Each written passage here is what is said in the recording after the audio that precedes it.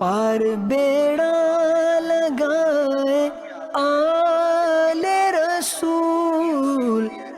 ڈوبے بجرے ترائے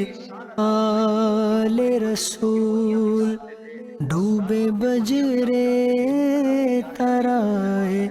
آل رسول۔ الحمدللہ رب العالمین، والصلاة والسلام علی رسولہ الکریم وعلی آلہ واصحابہ اجمعین، اما بعد فاعوذ باللہ من الشیطان الرجیم، بسم اللہ الرحمن الرحیم، قل لا اسألکم علیہ اجرا الا المودۃ فی القربى، صدق اللہ العظیم۔ ان اللہ وملائکتہ یصلون علی النبی یا ایہا الذین آمنوا صلوا علیہ وسلموا تسلیما، الصلاۃ والسلام علیک یا سیدی یا رسول اللہ وعلی آلک واصحابک یا سیدی یا حبیب اللہ۔ معزز ناظرین و سامعین کرام، اللہ تبارک و تعالیٰ کے فضل اور توفیق سے آج 5ویں پروگرام میں آپ کی خدمت میں حاضر ہیں۔ اہل بیت طہار کی محبت پر انعامات، اس حوالے سے آج کی گفتگو ہے۔ یاد رکھیے، جو میں نے آیہ مقدسہ کا کچھ حصہ قرآن مجید فرقان حمید سے تلاوت کیا ہے، اس میں اللہ تبارک و تعالیٰ نے ارشاد فرمایا، پیارے حبیب صلی اللہ علیہ وسلم آپ فرما دیجئے کہ اے میری امت،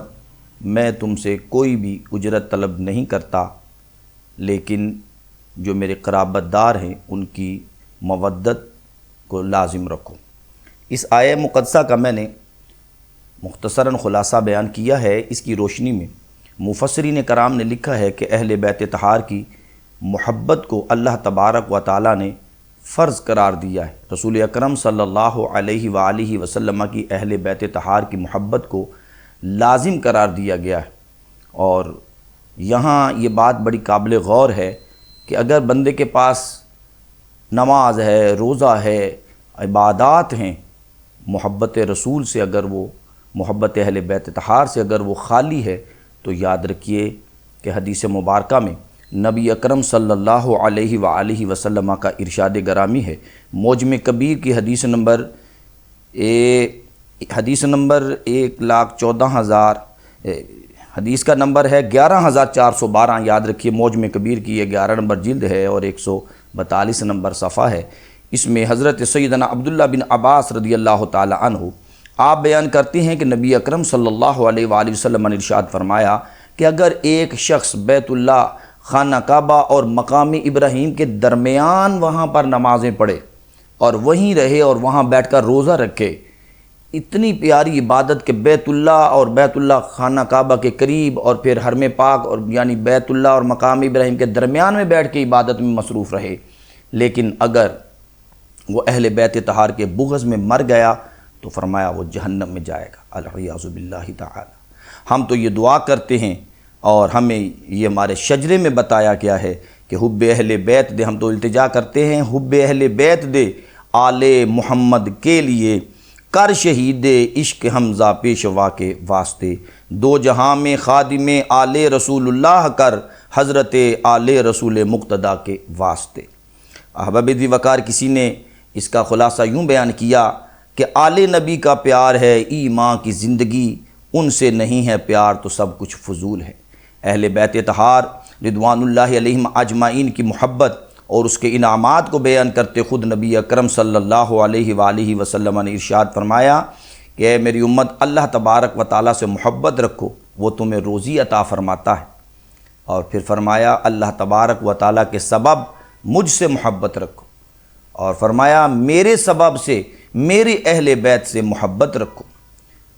فرمایا میری اہل بیت جو ہے اس کی محبت کو لازم پکڑو، اور جب اللہ تبارک و تعالیٰ کے ہاں ملاقات ہو تو یاد رکھو حضور پاک علیہ السلام نے فرمایا میری شفاعت سے جنت جاؤ گے۔ رسول اکرم صلی اللہ علیہ وآلہ وسلم نے مزید ارشاد فرمایا کہ میری اہل بیت، ان کے ساتھ محبت کرنے والے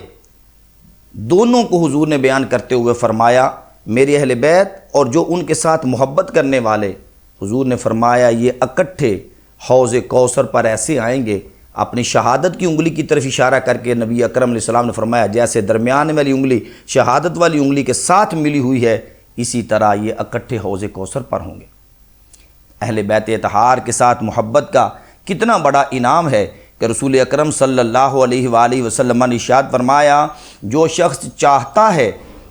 کہ اسے کل میری شفاعت نصیب ہو اور جو وسیلہ چاہتا ہے، تو رسول اکرم علیہ السلام نے فرمایا اسے چاہیے کہ میری اہل بیت جو ہے ان کو خوش رکھے، ان کی خدمت کرے۔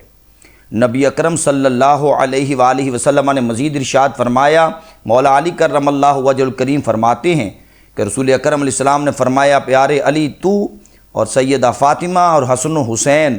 سب جنت میں داخل ہوگے، سب سے پہلے جنت میں تم جاؤ گے۔ تو آپ فرماتے ہیں میں نے پوچھا یا رسول اللہ صلی اللہ علیہ وسلم جو ہمارے ساتھ محبت کرنے والے ہیں وہ کہاں ہوں گے؟ تو ارشاد فرمایا جو محبت کرنے والے ہوں گے وہ بھی تمہارے پیچھے پیچھے جنت میں آئیں گے۔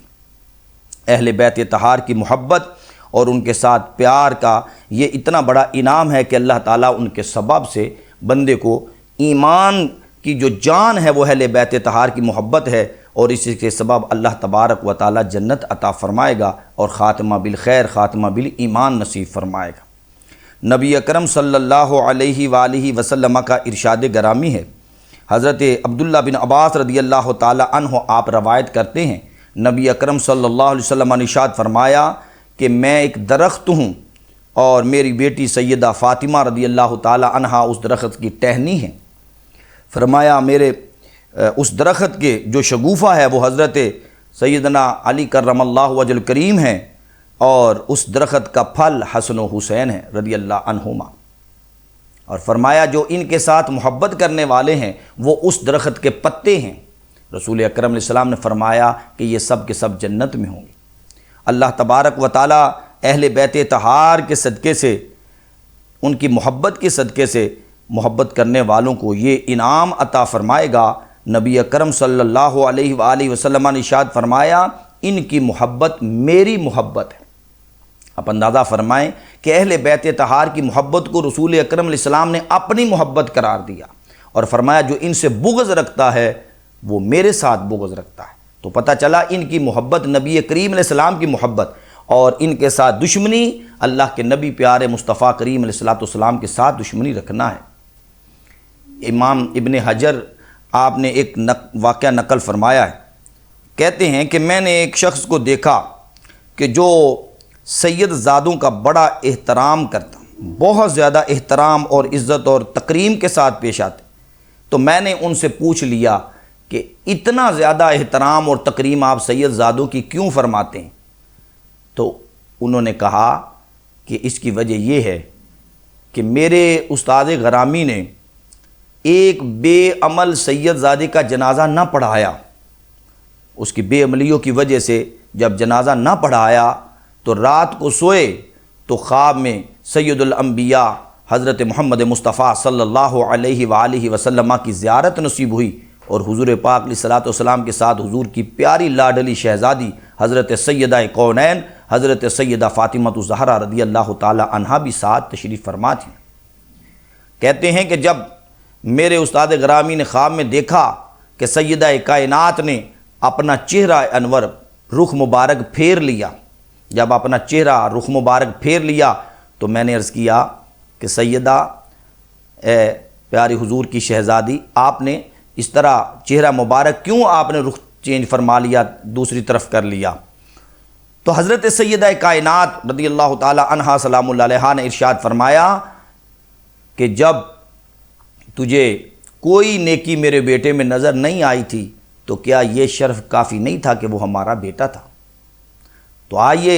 اس شرف کو سمجھتے ہوئے اہل بیت طہار سے محبت رکھیے، اور ان کی محبت کے ساتھ ہی اعمال کی مقبولیت ہے۔ اہل بیت طہار کی برکت سے اللہ تبارک و تعالی خاتمہ بالخیر بالایمان نصیب فرمائے گا، اور نبی پاک علیہ السلام کی کل بروز قیامت اگر شفاعت چاہتے ہیں تو وہ اہل بیت طہار کی غلامی اور ان کی محبت میں ہوگی۔ اہل سنت کا ہے بیڑا پار، اصحاب حضور نجم ہے اور نو ہے عطرت رسول اللہ کی، وما علیہ الا البلاغ المبین۔ پار بیڑا لگائے آل رسول رسول ڈوبے بجرے ترائے آل رسول ڈوبے بجرے ترائے آل رسول